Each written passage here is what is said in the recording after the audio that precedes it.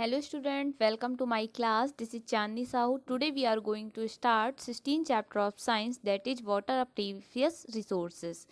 जल है तो कल है. If you have water you can think of the future.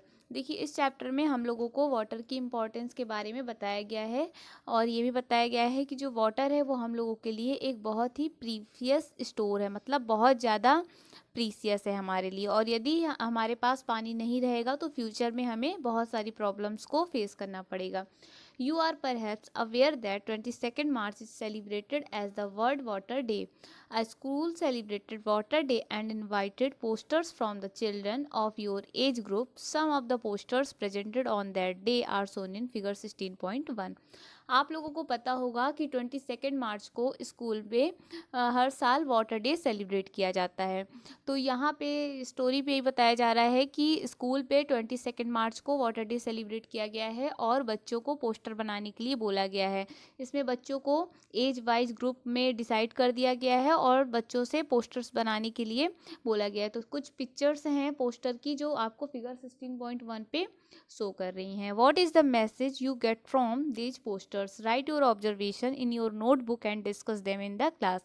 आप लोगों को इन पिक्चर के थ्रू क्या मैसेज मिल रहा है पोस्टर्स से, तो ये आप लोगों को ऑब्जर्व करना है और ऑब्जर्वेशन करके आप लोगों को नोटबुक में लिखना है और अपने क्लास पे डिस्कस करना है. Have you ever felt a shortage of water at home और एट स्कूल? क्या आपने कभी वाटर की शॉर्टेज को फील किया है स्कूल पे या फिर अपने घर पे? योर पेरेंट्स और teacher must very often be advising you not to waste water. No wonder we celebrate Water Day every year to attract the attention of everybody towards the importance of conserving water.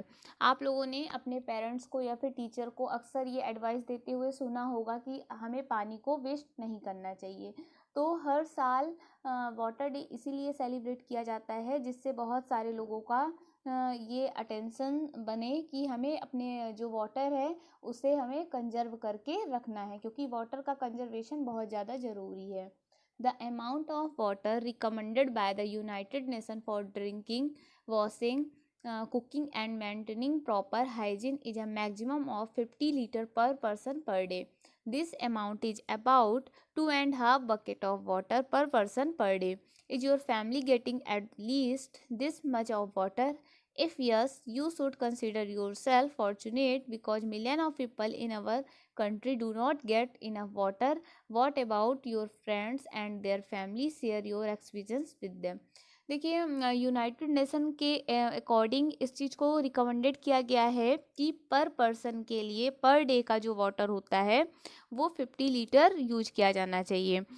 यदि अपन इसको amount की बात करें यानी कि 2.5 bucket पर person per day इतना water use किया जाना चाहिए.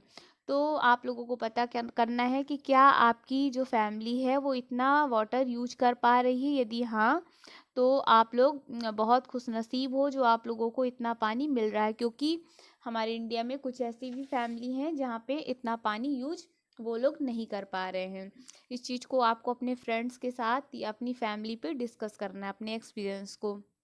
In some places, there is an acute shortage of water, tap running dry, long queues for water, fight marches, and protests for demand of water have become a common sight, especially during summer. Some of the newspaper clippings shown in figure 16.3 clearly indicate this message. Is it not true that we face acute shortage of water?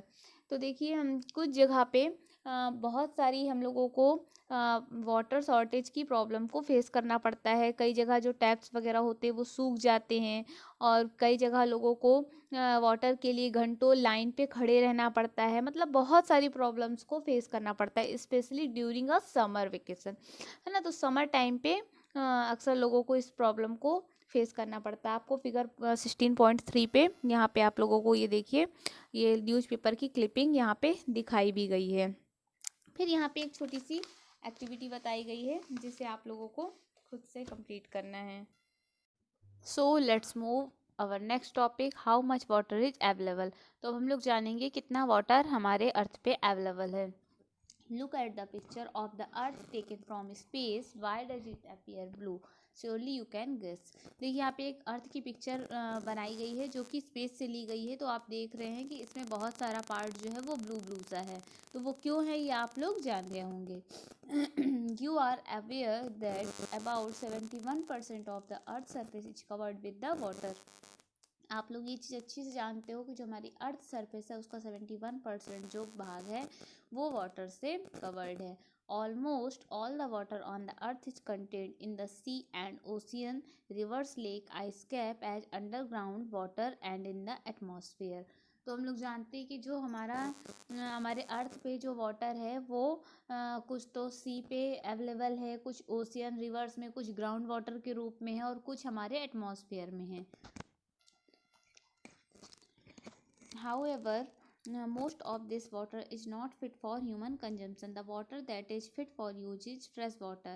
देखिए इतना पानी होने के बावजूद भी हमें पानी की कमी होती है। वो इसलिए होती है क्योंकि हम लोग जो पानी यूज करते हैं वो केवल फ्रेश वाटर यूज करते हैं। भले हमारे अर्थ सरफेस में इतना सारा पानी है लेकिन जो हम लोग के यूज में आता है वो ओनली फ्रेश वाटर होता है। Perform the following activity to estimate रफली the relative amount of water available in the sum of these sources. तो देखिए यहाँ पे कुछ एक्टिविटी बताई गई है जिसके द्वारा ये बताया जा रहा है कि किस तरीके से हम लोग देखेंगे हमारे अर्थ सरफेस पे वाटर अवेलेबल है और उसका कितना पार्ट हम लोग यूज करते हैं। तो इसको हम लोग एक्टिविटी के थ्रू समझेंगे। Take a medium sized bucket and fill it up with water. It contain about 20 litre of water. देखिए यहाँ पे एक ये बकेट है, इस पे पानी आपको फिल करना है ना। जो मीडियम साइज बकेट है ये, इस पे कम से कम इतना पानी भरना है कि 20 लीटर आ जाए। फिर take a teaspoon of about 5 ml capacity and transfer 100 spoons of water from the bucket to a small container like a bath mug. तो देखिए एक आपको क्या करना है, टीस्पून लेना है जिसकी कैपेसिटी 5 ml है। तो उसमें आप पानी को ट्रांसफ़र करेंगे 100 स्पून्स वाटर को, है ना। ट्रांसफ़र करना है किसमें, बकेट से आपको एक स्मॉल कंटेनर जैसे बाथ मग होता है उस पर आपको पानी को ट्रांसफ़र करना है। मतलब एक एक चम्मच से पानी आपको, ऐसी 100 चम्मच का पानी आपको इस मग में ट्रांसफ़र करना है। From the bath mug transfer 30 spoon of water to a glass tumbler. तो देखिए क्या करना है, इस बाथ मग से 30 स्पून पानी को लेकर के आपको इस ग्लास टम्बलर पे ट्रांसफ़र करना है। Finally take out a quarter 1/4 spoonful of water from the mug. फिर आपको क्या करना है, इस ग्लास टम्बलर से पानी 1/4 आपको क्या करना है, निकाल के इस स्पून पे डालना है। तो देखिए इस एक्टिविटी से हम लोग क्या देख रहे हैं, जो फर्स्ट वाली कंडीशन है उस पर ये बता रही है कि टोटल जो अमाउंट है वाटर का वो हमारे यहाँ इतना अवेलेबल है। ठीक है, टोटल जो वाटर है हमारे अर्थ सरफेस पे वो पहली वाली कंडीशन शो कर रही है। फिर this represent total fresh water on the अर्थ, और ये जो मग में वाटर है वो ये शो कर रहा है कि हमारी अर्थ सरफेस पे इतना फ्रेश वाटर है। फिर ग्लास पे जो वाटर है वो ये बता रहा है कि इतना जो वाटर है वो ग्राउंड वाटर के रूप में प्रेजेंट है। फिर जो स्पून पे वाटर है, it represent all the water present in all lake and river of the world. तो इतना स्पून के बराबर जो पानी है वो हमारी लेक्स और रिवर में प्रेजेंट है जिसको हम लोग यूज करते हैं। इस तरीके से हम लोगों ने इस एक्टिविटी के थ्रू समझा कि हमारे अर्थ सरफेस पे कितना पानी है, इस बकेट के बराबर पानी हमने कंपेयर किया। बकेट के बराबर पानी है, फिर जितना मग में है उतना फ्रेश वाटर है। फिर एक ग्लास भर का पानी जो है वो हमारी जितने वाटर रिसोर्सेस है, रिवर्स, लेक, उसमें अवेलेबल है। और एक चम्मच भर का जो पानी है वो हम लोग को यूज करने पे ही आता है। The water left in the bucket represent the saline water present in the seas, ocean and partly as ground water. This water is not fit for human use. तो देखिए जो बकेट में जो पानी है वो सैलाइन वाटर है जो सी और ओशियन पे होता है, वो ये शो कर रहा है, जो कि ह्यूमन के लिए बिल्कुल भी सही नहीं है। The water left in the bath mug represent the water which is present in the frozen from in glacier, ice cap and permanent snow against not available readily। फिर जो बाकी बचा हुआ बाथ मग में पानी है वो भी ग्लेशियर वगैरह में, आइस कैप वगैरह में अवेलेबल है, जो कि फिट नहीं है हमारी यूज के लिए। तो इस तरीके से हम लोगों ने देखा कि बहुत सारे जो पानी है वो हम लोग बहुत सारा पानी का एकदम थोड़ा सा पार्ट ही अपने यूज में करते हैं। Boojho wondered about the alarmingly small quantity of water available for our use। तो बूझो जो है वो बहुत ज़्यादा आश्चर्य है कि इतना स्मॉल क्वांटिटी जो है वाटर की वो हम लोग यूज करते हैं। पहली quickly calculated about found that's this amount is रफली 0.006% of all water found on the अर्थ। तो पहली जो है वो कैलकुलेट करती है कि हम लोग अर्थ का ओनली 0.006% रफली कैलकुलेट करती है, इतना पानी हम लोग यूज करते हैं। फिर हम लोग नेक्स्ट देखेंगे फॉर्म्स ऑफ वाटर। अब देखिए वाटर किस किस रूप में हमारे अर्थ सरफेस पे अवेलेबल है वो हम लोग जानेंगे।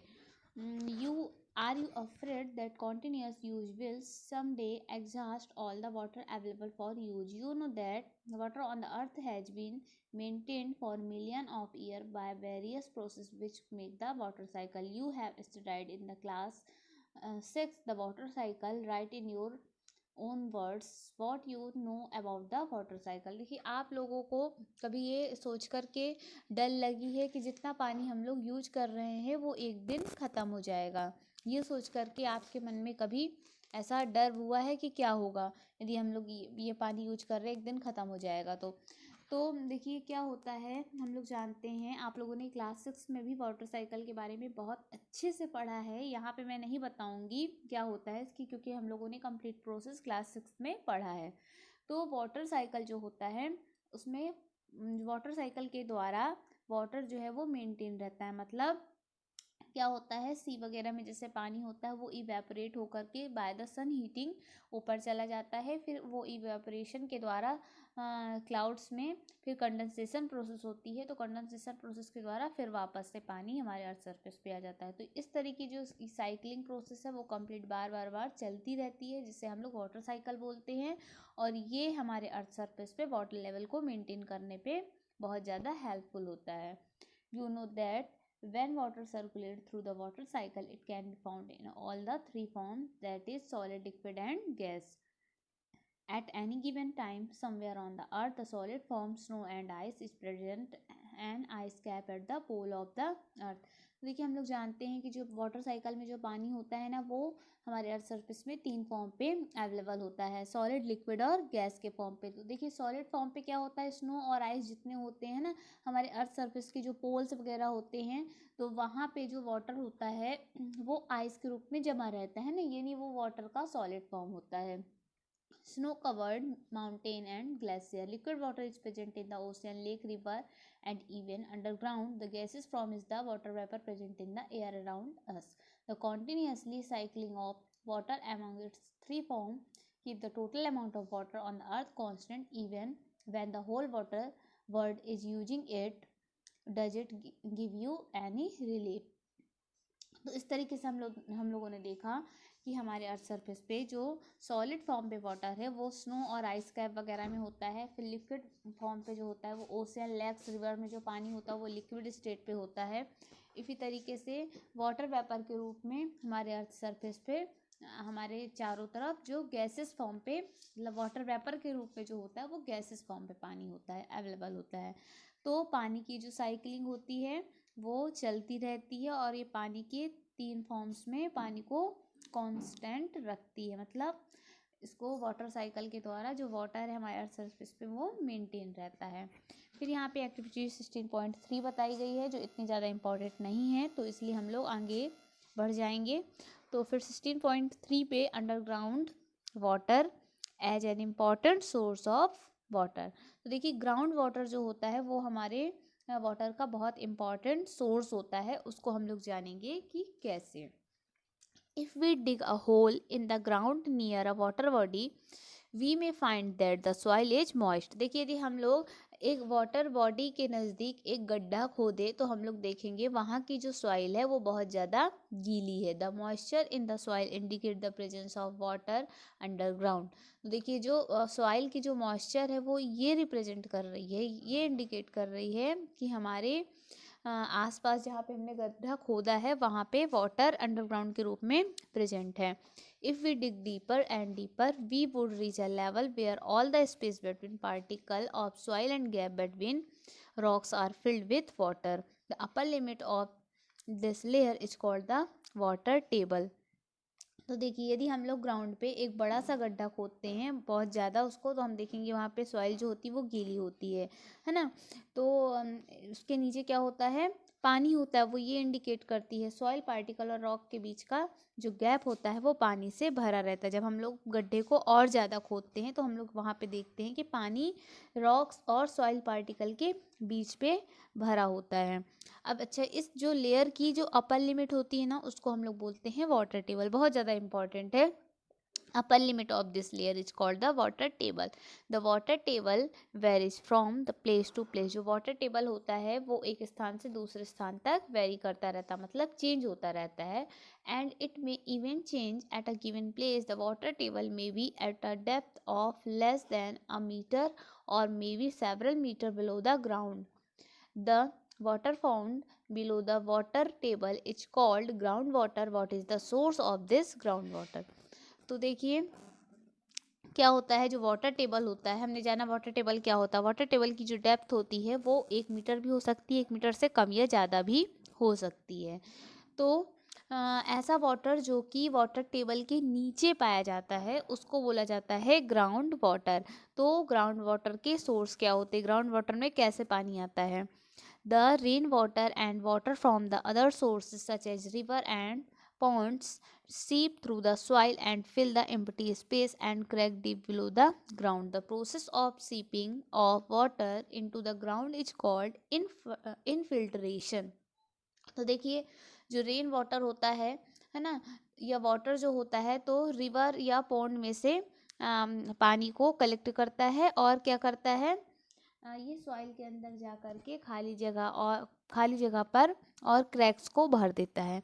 मतलब जो पानी होता है यानी रेन वाटर के थ्रू जो पानी होता है या फिर रिवर और पॉन्ड में जो वाटर होता है वो मिट्टी के अंदर नीचे नीचे सोखता जाता है और सॉइल के अंदर जाके खाली जगह और क्रैक्स को भर देता है ना। तो इसको क्या बोलते हैं, वाटर का ग्राउंड में जाने की जो प्रोसेस है वो क्या कहलाती है, इनफिल्ट्रेशन कहलाती है। The ground water thus get recharge by the process at place. The ground water is stored between the layer of hard rock below the water table. This is known as a aquifer, है ना। तो देखिए क्या होता है, कई जगह ground water जो होते हैं वो हार्ड रॉक की लेयर के बीच में स्टोर रहते हैं जिसको एक्वीफर बोला जाता है। Water in the aquifers can be usually pumped out with the help of tube wells और हैंड पम्प।